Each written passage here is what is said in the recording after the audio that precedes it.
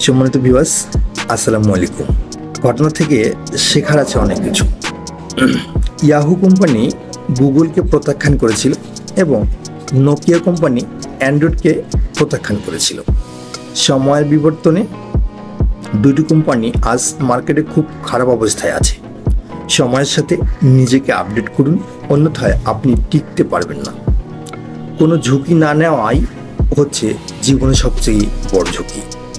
ঝুঁকি নিন এবং নতুন নতুন প্রযুক্তি গ্রহণ করুন। গুগল কোম্পানি ইউটিউব এবং অ্যান্ড্রয়েড কিনে নিয়েছে, ফেসবুক কোম্পানি ইনস্টাগ্রাম এবং হোয়াটসঅ্যাপ কিনে নিয়েছে। কি শিখলাম? এত শক্তিশালী হয়ে যান যে আপনার শত্রুরা আপনার মিত্র হয়ে যায়। দ্রুত বড় হয়ে উঠুন, প্রতিযোগিতা আপনা থেকেই নির্মূল হয়ে যাবে। বারাক ওবামা আইসক্রিম বিক্রেতা ছিলেন এবং অ্যালন মাস্ক ছিলেন একজন কাঠ শ্রমিক। কি শিখলাম? মানুষের অতীত কাজের উপর ভিত্তি করে বিচার করবেন না।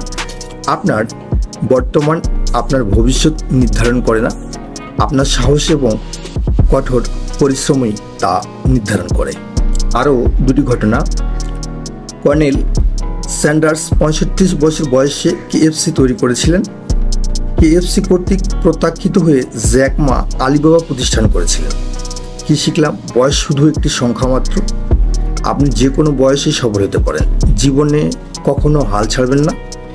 কেবল মাত্র তারাই জয়ী হবেন যারা কখনোই হাল ছাড়েনি। আরও দুটি ঘটনা। ফেরারির মালিক একজন ট্রাক্টর প্রস্তুতকারককে অপমান করেছিলেন।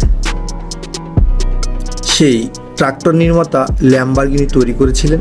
কি শিখলাম? কখনো কাউকে অবমূল্যায়ন করবেন না বা অসম্মান করবেন না। সাফল্য হলো সেরা প্রতিশোধ। আপনি যে কোনো বয়সে এবং যে কোনো পটভূমিতে থেকেই সফল হতে পারেন।